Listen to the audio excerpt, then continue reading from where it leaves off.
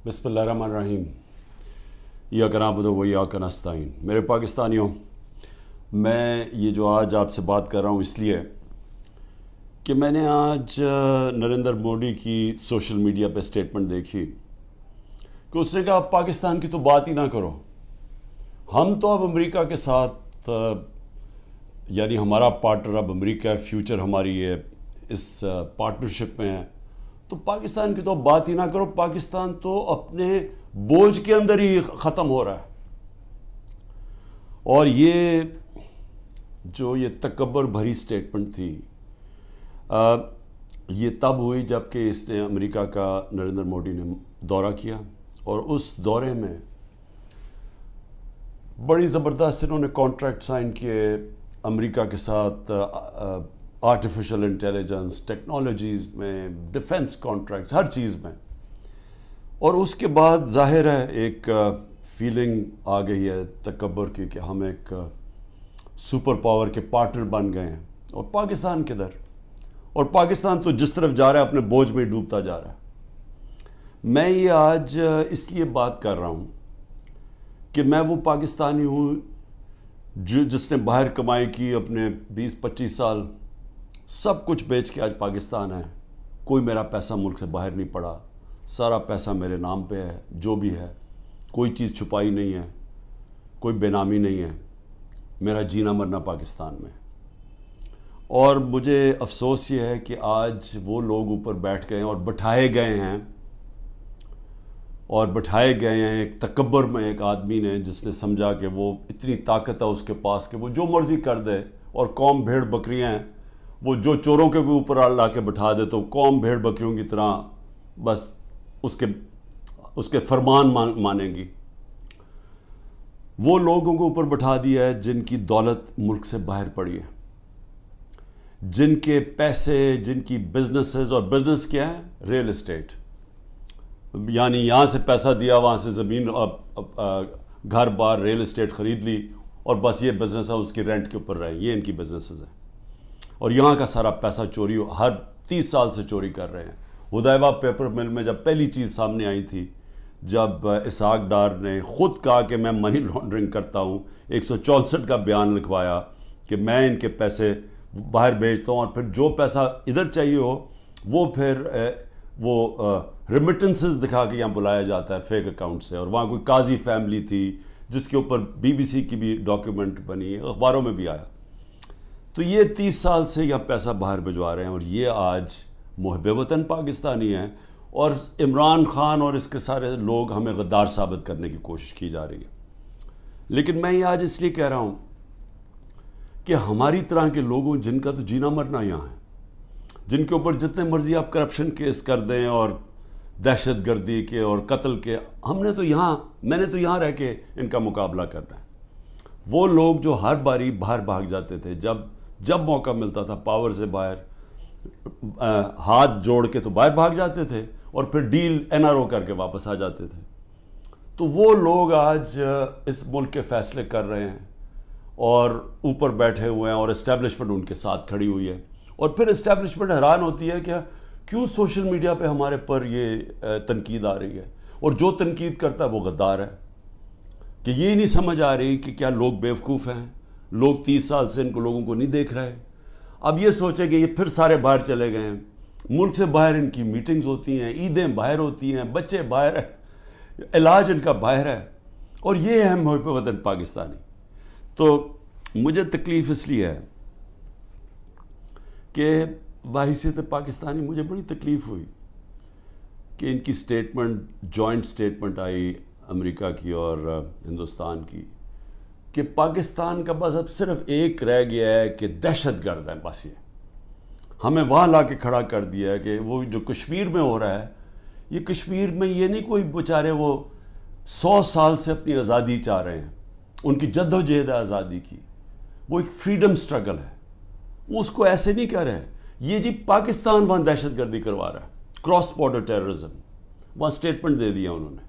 फिर वही जो ग्रुप्स हैं कि पाकिस्तान में वो फलाना लश्कर है और ये है और वो है, तो पाकिस्तान को तो वहाँ खड़ा कर दिया और फिर कहा कि आप ये ख़त्म करें, हुक्म दिया हमें कि आप ख़त्म करें। और मैं आपको यकीन दिलाता हूँ कि इस حکومت سے کوئی سٹیٹمنٹ نہیں آئے گی اس کے خلاف. کبھی پرائم منسٹر کے منہ سے کچھ نہیں نکلے گا, کبھی وہ جو باہر بیٹھا ہوا ہے لنڈن میں سزائے یافتہ وہ کبھی بولے گا نہیں, زرداری کبھی نہیں بولے گا, کیونکہ ان کے اربوں ڈالر ملک سے باہر پڑے ہیں, اربوں روپیہ ان کا باہر پڑا ہے اور ان کو سب کو پتہ ہے ان کا پیسہ باہر پڑا ہے. جب آپ کا وہ جب بھی چاہیں ان کے قانون ہیں, وہ سارے ان کی ایجنسیز پتہ چلوا لیتی ہیں کہ کس کا کیا پیسہ پڑا. اور یہ جب جواب نہیں دیتے اور یہ سمجھتے ہیں کہ ہم جناب ان کے جب جوتے وغیرہ پالش کریں گے تو وہ ہمارے سے بڑے اچھے ہو جائیں گے. اور بلاول بھٹو کی پتہ نہیں کتنے اس نے اربوں روپیہ خرچ کیا اپنے دوروں کے, ہر دوسرے دن امریکہ گیا ہوتا تھا. انہوں نے بھی بڑی خدمت کی ہے, سب وہاں ان کو خوش آمد کرنے میں آگے آگے تھے. تو یہ نتیجہ ملا ہے کہ آج وہ جن کی 14 مہینے سے یہ خدمت کر رہے ہیں, انہوں نے ان کے اوپر ایک ایسی سٹیٹمنٹ دی ہے کہ پاکستان کی حیثیت بتا دی ہے. ہندوستان ہے اگلا, آپ نے ہندوستان کے اگر اسی طرح ان کے چیلے بن کے رہنا تو ٹھیک ہے, نہیں تو آپ کی کوئی حیثیت نہیں ہے. اصل میں اس کا یہ مفہوم نکلا ہے. مجھے کیوں تکلیف ہے اس کی؟ کیونکہ میں سمجھتا ہوں کہ یہ ہمارا جو ملک تھا یہ جس تیزی سے اوپر جا رہا تھا, آپ 60 کی دہائی میں ذرا دیکھیں پاکستان کیسے تیزی سے اوپر جا رہا تھا. ہم جب اسٹوڈنٹس تھے پاکستان میں, اسکول میں پڑھتے تھے, تو ایک کانفیڈنس تھا. میں جب 70 کی دہائی میں کرکٹ کھیلنے گیا ہندوستان, تو وہ ہمیں اور طرح دیکھتے تھے, ہمیں ان کو پاکستان کمپلیکس تھا, ہم ہر طرح آگے تھے ان سے. پاکستان کی مثال دی جاتی تھی 60 کی دہائی میں کہ ڈیولپمنٹ ماڈل دیکھیں پاکستان کا کتنی تیزی سے ترقی کر رہا ہے. ہمارے اوپر بلکہ ایک کتاب بھی کسی نے لکھی تھی کہ ایشین میریکل, کہ یہ وہ جو ملک ہے جو سب سے تیزی سے ایشیا کا کیلیفورنیا بننے جا رہا ہے. میرے ساتھ ملیشیا کے شہزادے پڑھتے تھے آگے, ہمارے ساتھ HSN میں, یا سارے مڈل ایسٹ سے پاکستان کی یونیورسٹیز میں اسٹوڈنٹس پڑھنے آتے تھے. پاکستان کے اندر ایک ہوپ تھی, کانفیڈنس تھا. 70 کی دہائی میں جیسا میں ہندوستان گئے تو وہاں میں اور طرح دیکھتے تھے. 80 کی دہائی میں بھی ہم جب میچ کھیلنے جاتے تھے تو جب واپس آتے تھے پاکستان تو لگتا تھا کہ غریب ملک سے امیر ملک میں آ گئے ہیں. میں 80 کی دہائی کی بات کر رہا ہوں, یہ زیادہ دیر کی بات نہیں ہے. جب سے یہ دو خاندان آئے ہیں 90 کی دہائی سے ہم پیچھے رہنا شروع ہوئے. یہ پیسہ بنانا شروع ہو گئے, ملک پیچھے جانا شروع ہو گیا. اور پہلے ہندوستان ہمارے سے آگے نکلا 90 کی دہائی میں, اور اس کے بعد بنگلہ دیش آگے نکل گیا. جس بنگلہ دیش کو ہم کہتے تھے ایسٹ پاکستان, بوجھ ہے ہمارے اوپر, ہم امیر ہیں, وہ غریب ملک ہیں, وہاں سائیکلون آتا ہے تو ہمارے اوپر ہمیں ان کے پیسے دینے پڑتے ہیں. یہ میں اپنے کانوں سے باتیں سنی ہوئی ہیں. بنگلہ دیش بھی آگے نکل گیا. اور آج یہ حالات ہیں پاکستان کے کہ مجھے افسوس سے کہنا پڑتا ہے کہ ہر دنیا کے جو نیچے وہ ملک جو ایک وقت پہ پاکستان کو دیکھا کرتے تھے ماڈل آف ڈیولپمنٹ, ہم سب سے نیچے اب جا رہے ہیں تیزی سے. اور سب سے جو افسوسناک بات مجھے کیا لگتی ہے, مجھے یہ آگے جو خوف آ رہا ہے کہ اگر ہم نے ابھی اپنا راستہ نہ بدلا اور جس راستے پہ یہ لے کے جا رہے ہیں, یہ جو فیشسٹ رجیم اوپر بیٹھی ہوئی ہے, جس تیزی سے ہمیں اس طرف لے کے جا رہے ہیں, آگے بالکل ہی امید ختم ہونے والی ہے اور یہ بربادی کی طرف ملک جا رہا ہے. میں آپ کو قرآن کی آیت بتا دوں کہ اللہ نے قرآن میں کہتا ہے کہ میری زمین پہ نکل کے دیکھو کتنی قومیں میں نے تباہ کی جو میرے حکم پہ نہیں چلے. اب میرے پاکستانیوں, یہ میں بار بار آپ کے سامنے بات کہہ بیٹھا ہوں, لیکن میرا کام ہے ایک وہ آدمی جو پاکستان کے ساتھ بڑا ہوا ہے, جس کا جینا مرنا اس ملک میں ہے, یہ میں آپ کو بار بار یہ بات بتاتا جاؤں گا کہ ہم اس وقت بالکل تباہی کی طرف جا رہے ہیں. جب میں نے ڈائلاگ کا بھی بات کی کہ جی اسٹیبلشمنٹ آرمی چیف سے ڈائلاگ کرو, وہ مجھے کوئی فکر نہیں ہے کہ میرے عمران خان کو کسی کی ضرورت ہے, یا میں کسی کے کوئی خوف زدہ ہوں, یا میں یہ سمجھتا ہوں کہ بڑا پریشر ہے تو میں اس لیے ڈائلاگ کروں. مجھے پاکستان کی فکر ہے. کہ میں یہ پوچھنا چاہتا ہوں سب سے پہلے کہ اتنی جو ہم نے کہا، جس آرمی چیف نے جب مجھے ہٹایا، اس نے کہا جی پاکستان کو آئسولیٹ کر دیا تھا، اکیلا چھوڑ دیا تھا۔ مجھے یہ بتائیں کہ جب ڈونلڈ ٹرمپ نے ایسی سٹیٹمنٹ دی تھی، پریزیڈنٹ نے، میں جب پرائم منسٹر تھا، اس نے کہا پاکستان دہشت گردی میں شامل، میری ابھی بھی ٹویٹ پڑھ لیں، میں نے اس کو جواب دیا، میں نے کہا پہلے آگاہ کرو کہ پاکستان نے کس طرح کی دہشت گردی کی جنگ لڑی ہے، ہم نے کیسی قربانی دی۔ اسی ڈونلڈ ٹرمپ نے مجھے امریکہ دعوت دی، اور جو میرے ساتھ تھے، جس طرح کا پروٹوکول مجھے دیا، ذرا بتائیں کبھی کسی پاکستانی پرائم منسٹر کو ملا ہے؟ اس نے عزت بھی دی، اس کے سامنے میں نے کشمیر کی بات کی، اس نے کہا کہ میں کوشش کروں گا کشمیر کا مسئلہ حل کرنے کے لیے، ان کی جرت نہیں ہے نام لینے کے لیے کشمیر کا۔ اس کے بعد اس نے سارے میرے اور میرے ڈیلیگیشن کو سارے وائٹ ہاؤس کا خود دورہ کروایا، ٹور کروایا، عزت دی۔ میں یہ کیوں کہہ رہا ہوں؟ کیونکہ میں مغربی ذہن کو سمجھتا ہوں۔ آپ اگر ان کے نیچے ان کے سمجھتے ہیں کہ ان کے جوتے پالش کرنے سے وہ آپ کی بڑی کوئی رسپیکٹ کریں گے، وہ آپ کو حقارت سے دیکھتے ہیں۔ وہ سمجھتے ہیں جو اپنے ملک کے مفادات کے لیے کھڑا ہوتا ہے وہ اس کی عزت کرتے ہیں۔ میں یہ کہہ کے تھک گیا ہوں کہ مغربی مائنڈ یہ چیزیں سمجھتا ہے۔ میں جب کہتا تھا کہ وار آن ٹیرر ہمیں امریکہ کی جنگ میں نہیں پڑنا چاہیے، تو ان سب کو پتا تھا جب میں امریکہ گیا ہوں کہ میں نے ان کی جنگ کی مخالفت کی تھی کہ ہمیں نہیں شرکت کرنی چاہیے، کیونکہ ان کو پتا تھا میں پاکستان کا سوچ رہا ہوں۔ میرے ملک کے 80,000 لوگ اس کے اندر شہید ہوئے تھے، ہماری جنگ نہیں تھی۔ تو میں جب ان کی تنقید کرتا کہ ان کی جنگ میں نہیں ڈال، وہ سمجھتے ہیں کہ یہ ایک آدمی اپنے ملک کی بات کر رہا ہے۔ میں نے جب ان کو کہا افغانستان کے اندر کوئی ملٹری سلوشن نہیں ہے، تو ان کے سینیٹر لنزی گرام، یہاں تکڑا سینیٹر ریپبلکنز کا، اس نے پاکستان آ کے بیان دیا کہ عمران خان ٹھیک کہہ رہا تھا، کہ وہ اس چیز کی رسپیکٹ کرتے ہیں۔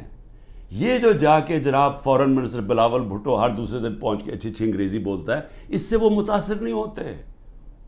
اور اسی لیے یہ جو فورن پالیسی بنا دی ہے کہ جی ہم ساری دنیا کو ہم ساری دنیا کے ساتھ اچھے باتیں کریں، ان کو آم کے ٹوکرے بھجوا دیں، اور ہم جا کے ان کے ساتھ بڑی اچھی طرح ان کے ہاتھ پکڑ کے بات کریں، ایسی یہ باتیں نہیں چلتی۔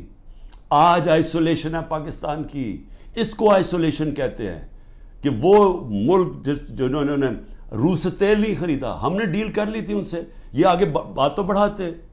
ہماری تو صدر پوٹن نے اپنا انرجی منسٹر بھجوایا تھا میری میٹنگ کے بعد، حماد سے ملاقات ہوئی، میں نے اس کو سمجھایا کہ ہماری یہ سپر سائیکل کی وجہ سے کرونا کے بعد تیل کی قیمتیں اوپر اور یوکرین کی وجہ سے اوپر چلی گئی ہیں، ہمارے ملک میں، میرے بھی اور غریب ملکوں میں مشکلیں پڑی ہوئی ہیں۔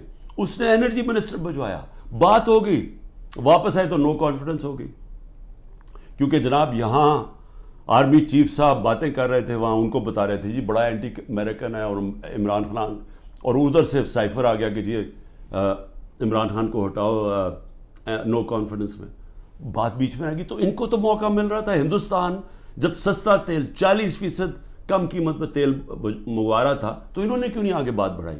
کیونکہ یہ غلام ہیں، اور غلاموں کی کوئی عزت نہیں کرتا دنیا میں۔ اور آج جو فورن پالیسی ہماری جدھر کھڑی ہے، یہ اب آپ کے سامنے دیکھ لیں کہ ہم کدھر ہیں۔ تو اللہ کا حکم ہے کہ قومیں تباہ ہو جاتی ہیں جب وہ میرے حکم پہ نہیں چلتی، اور وہ میری زمین پہ عدل اور انصاف قائم کرو۔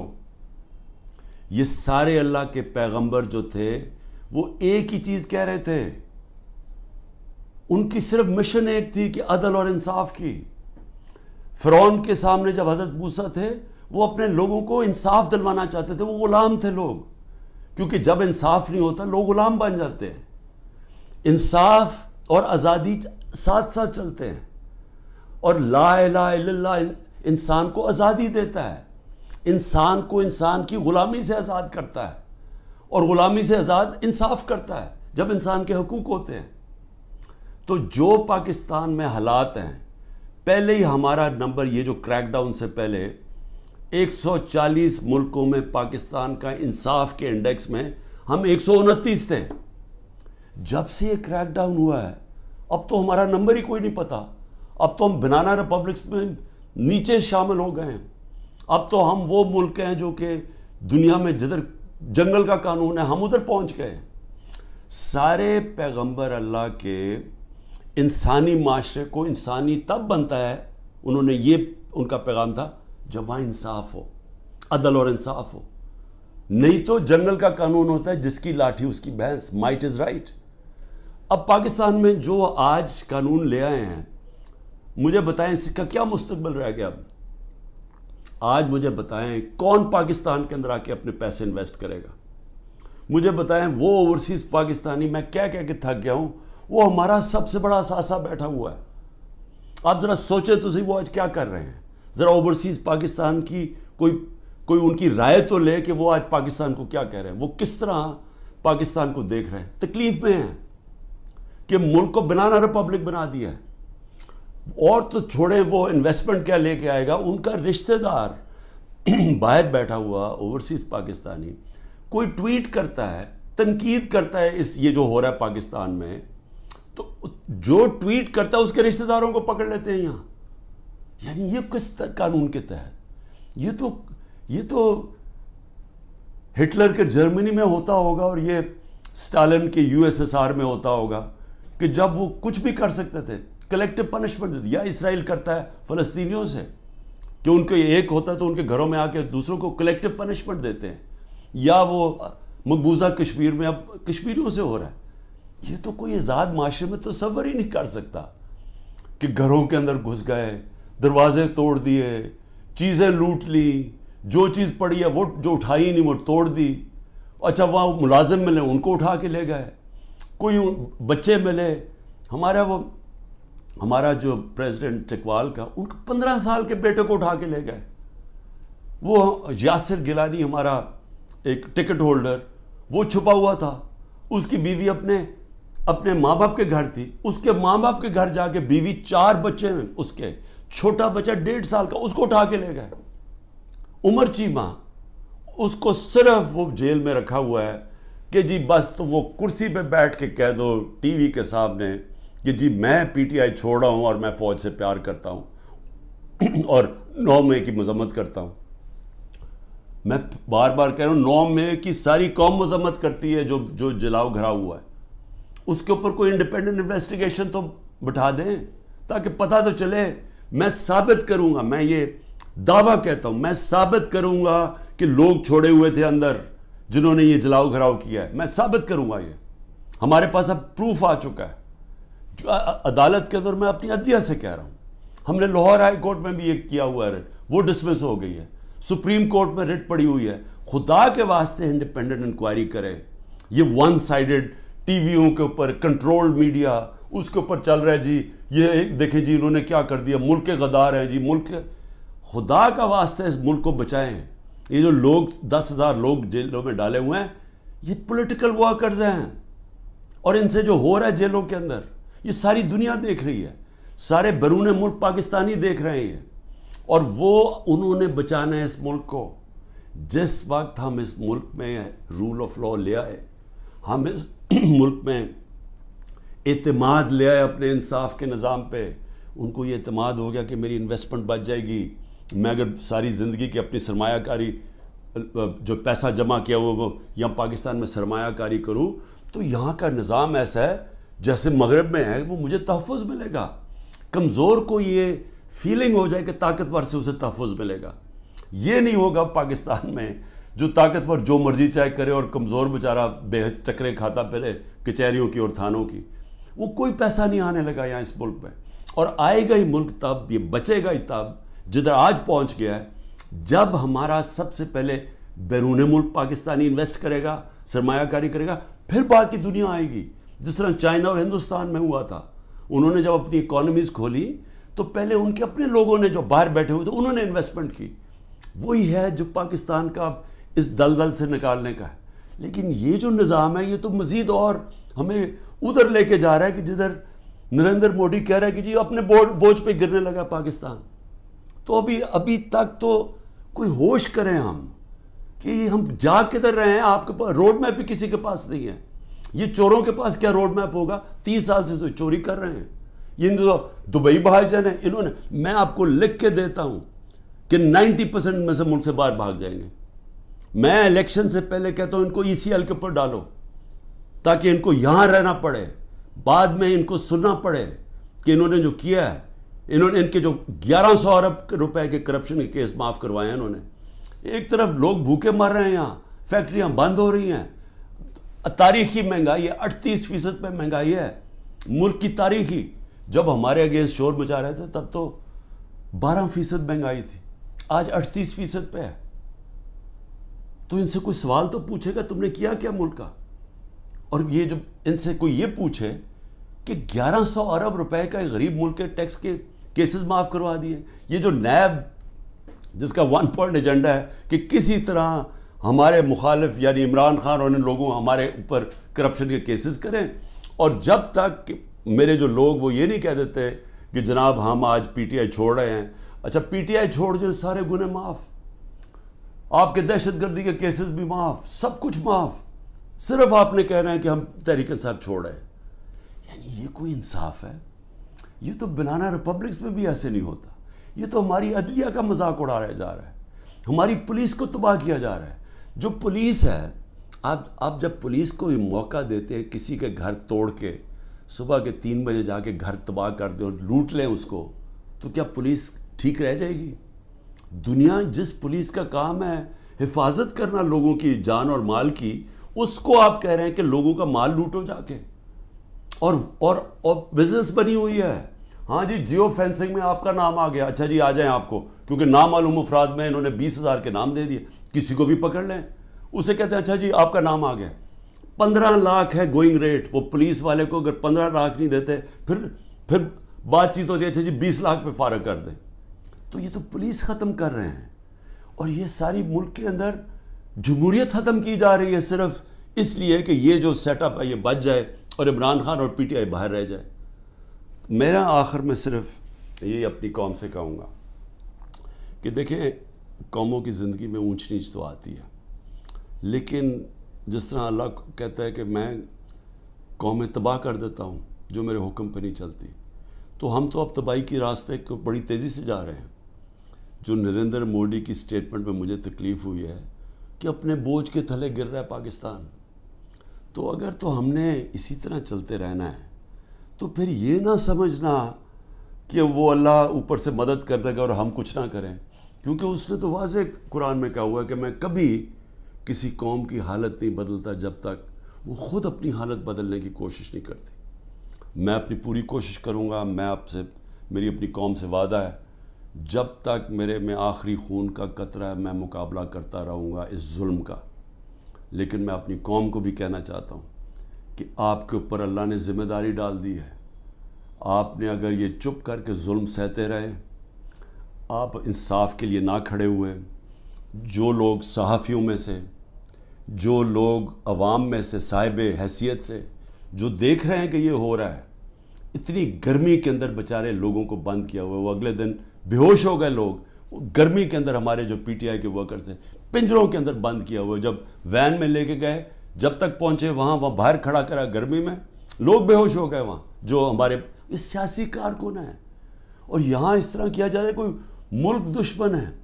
کبھی اپنی سیکیورٹی فورسز دیں, اپنے لوگوں سے یہ نہیں کیا جو آج ہمارے ساتھ ہو رہا ہے. یہ تو ایسے سمجھ رہے ہیں کہ یہ کوئی باہر سے کوئی فورسز آئی ہوئی ہیں, ہمیں یہ ساری پولیس اور یہ سیکیورٹی ہم اور رینجرز ہمارے نہیں ہیں. یہ لگ رہا ہے کہ یا ہم کہیں باہر سے آئے ہوئے ہیں یا وہ آئے ہوئے ہیں, کیونکہ اپنے لوگوں سے تو کوئی ایسے نہیں کرتا. لیکن جو چپ کر کے یہ ظلم دیکھتے جا رہے ہیں, یاد رکھیں کہ یا تو پھر آپ نے پلان بنایا ہوا ملک چھوڑ کے باہر جانے کا, جو کہ نا امیدی میں اور یہ حالات دیکھ کے 9 لاکھ لوگ ملک پروفیشنل ملک چھوڑ کے چلے گئے. وہ جو سب سے قیمتی لوگ ہوتے ہیں ملک کے لیے, جن کو ساری دنیا میں ویزا مل سکتا ہے, وہ تو ملک چھوڑ کے چلے گئے ہیں. اور جو بیچارے باقی رہ گئے ہیں, آپ ہر کشتی میں جب آپ ڈوبتے ہیں یہ سمندر میں, یہ جو اللیگل امیگرنٹ جنہوں کہتے ہیں, یہ جو ویزے کے بغیر لوگ جاتے ہیں, تو اس میں پاکستانی ہوتے ہیں. جس طرح یہ جو گریس کے جو سمندر میں یہ جو حادثہ ہوا ہے, 300 پاکستانی بیچارے وہاں ڈوب گئے. اور وہ پاکستانی جنہوں نے اپنا سب کچھ بیچ بوجھ کے قرضے لے کے گئے تھے کہ جی ہم ان ملکوں میں جائیں گے جہاں انصاف ہے، جہاں خوشحالی ہے، کیونکہ ہمارے ملک میں تو نہیں ہے۔ تو اس لیے سب کو میں یہ آج کہہ رہا ہوں، ہمارے اوپر سب پہ ذمہ داری ہے۔ اللہ نے ظلم کے خلاف جد و جہد کو جہاد کہا ہے، یہ اللہ کے لیے ہم لڑ رہے ہیں، یہ اپنے لیے نہیں لڑ رہے ہیں، میں اپنے لیے نہیں کر رہا، یہ میں اپنے ملک کے لیے کر رہا ہوں، اپنے اللہ کا حکم کے مطابق کر رہا ہوں۔ اور آپ سب کو بھی آخر میں یہ کہتا ہوں کہ یہ وقت ہے کہ آپ نے اپنے ملک کو بچانے کے لیے سب نے جد و جہد کے لیے تیاری کرنی ہے۔ پاکستان زندہ باد۔